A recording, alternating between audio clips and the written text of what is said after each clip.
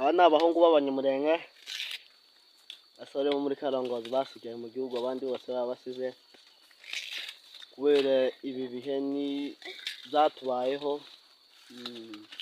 Abandi bose baragenda baradusiga.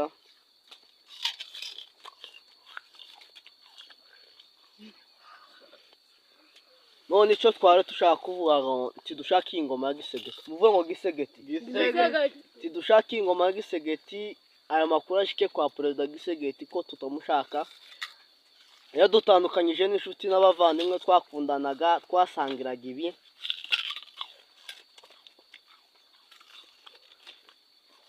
None aya makuru ashike kwa Gisegeti, inshuti n'abavandimwe twatandukanye, twasangiraga ibi. Gakondo yari nyiza, twasigaye muri gakondo, abandi bose baragiye baradusiga, ko dufite icyizere ko tuzosubira kubonana